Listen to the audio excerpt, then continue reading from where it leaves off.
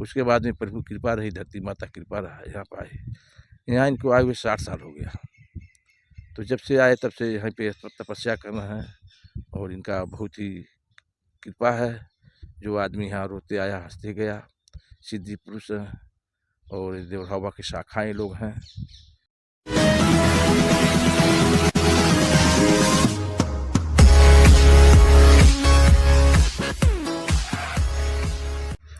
नमस्कार, प्रणाम दोस्तों, मैं हूं अजय पटेल वाग्मी और आप देखना शुरू कर चुके हैं आपका अपना चैनल जन मुद्दा द जीरो मीडिया।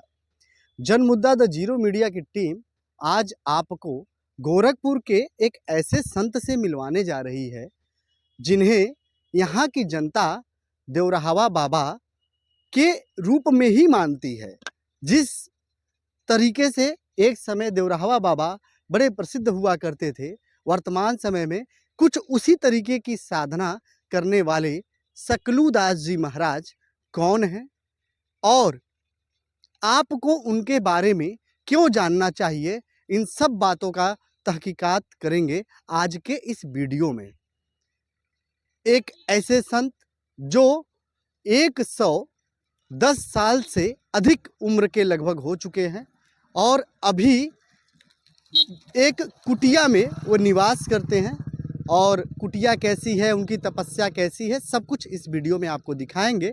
और अगर संभव हो सका तो हम उस संत से भी आपकी बात करवाएंगे, सकलूदास जी महाराज से भी आपकी बात करवाएंगे, उनके संदेश को भी आप तक पहुंचाने का प्रयास करेंगे। वीडियो में बने रहिए। चलिए देखते हैं, सकलूदास जी महाराज से मिलते हैं।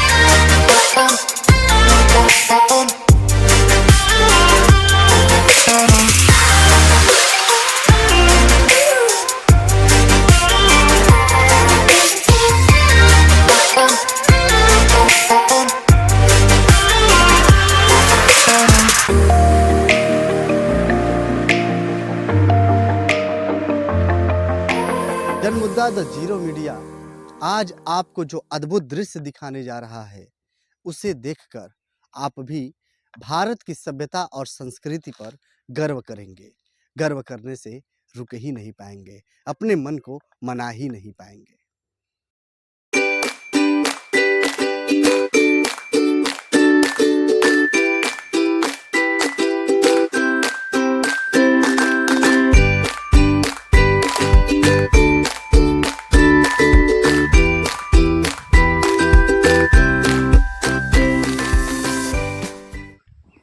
मित्रों, आप यह देख पा रहे हैं श्री श्री 1008 बाबा सकलूदास जी महाराज की यह पावन तपोस्थली है।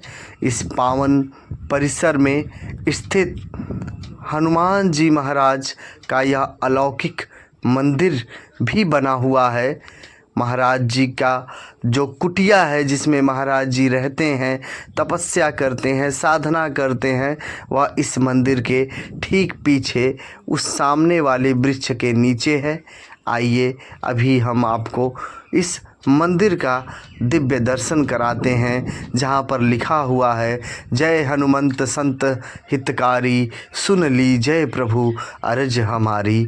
यहाँ पर आके आपके मन को इतना शांति और सुकून मिलेगा जिसे आप स्वयं समझ पाएंगे, अनुभूति कर पाएंगे कि यहाँ पर कितनी सकारात्मक ऊर्जा विद्यमान है।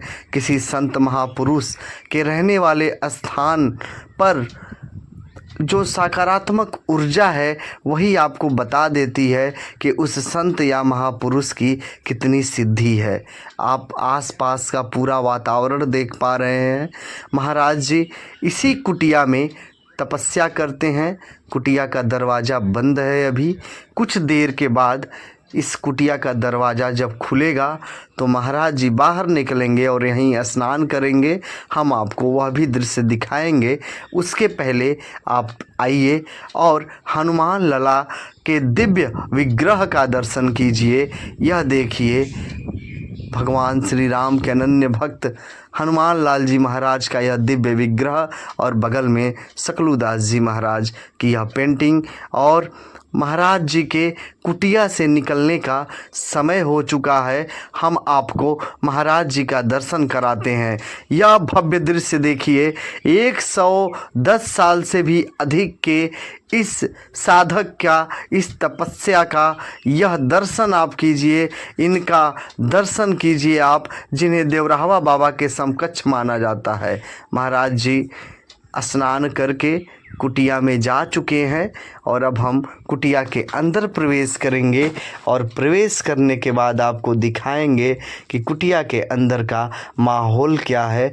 आप अनुमान भी नहीं लगा पाएंगे कि 2023 में कोई तपस्वी, भारत का कोई ऐसा साधक इस तरीके से भी मानव जाति के कल्याण के लिए साधना कर रहा है। आप देखिए सभी भक्त यहाँ प्रणाम करते हैं। बीच में धुनी रम रही है। महाराज जी के मुख्य सेवक श्री राम मिलन दास जी यहाँ बैठने का सभी लोगों का प्रबंध करवाते हैं और महाराज जी को अभी चरणामृत दे रहे हैं।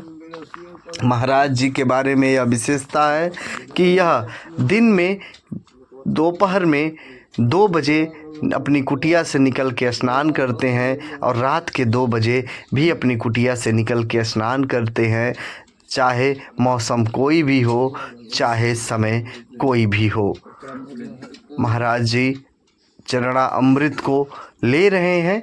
आहार के रूप में महाराज जी नाम मात्र का आहार लेते हैं। आप देख पा रहे हैं महाराज जी इस समय किस प्रकार से लेटे हुए हैं और इनके मुख्य सेवक राम मिलन दास जी से अभी हम बात करेंगे और महाराज जी के बारे में और भी बहुत सारी जानकारी आप तक पहुंचाने का प्रयास करेंगे। आइए।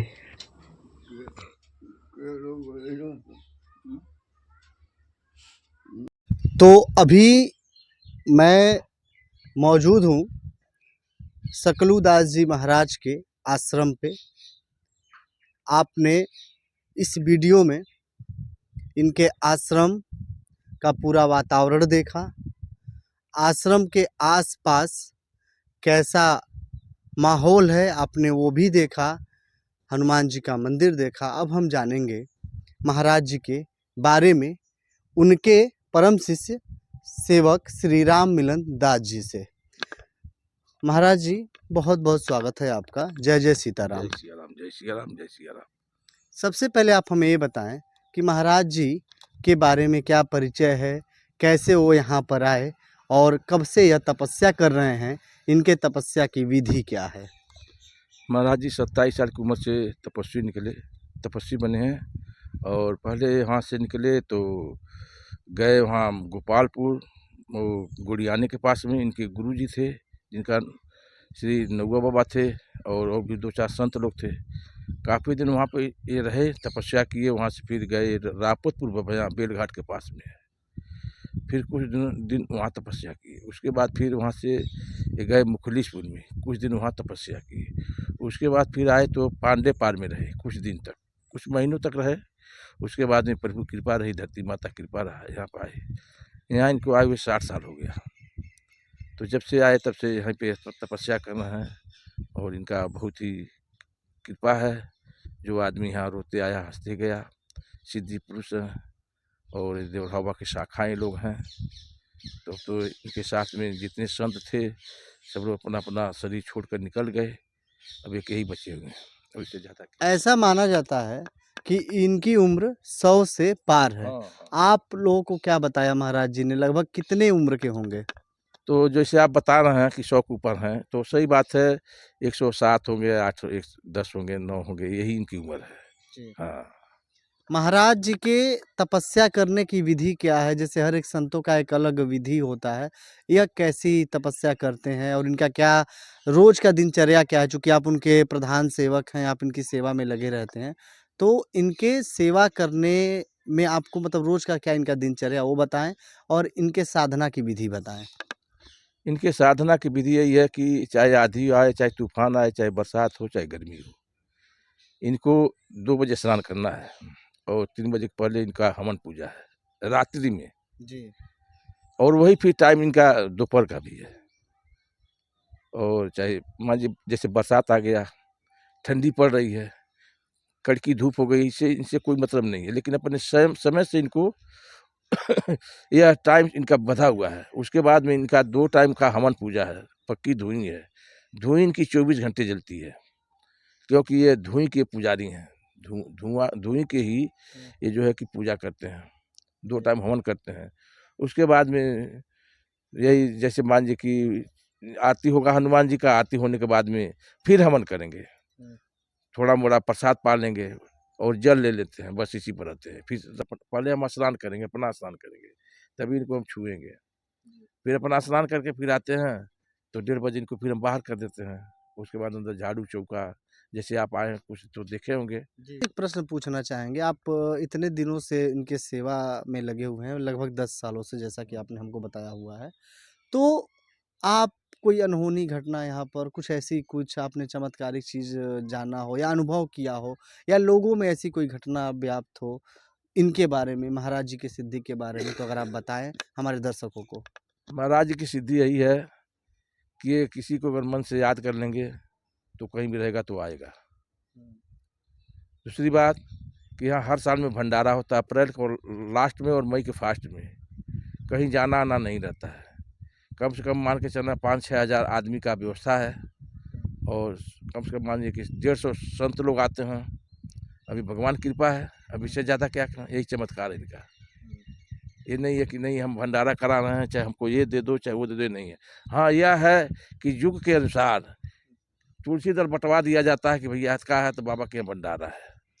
आज कब है तो इतनी तारीख को है। तो अब भगवान भाव के भूखे होते हैं।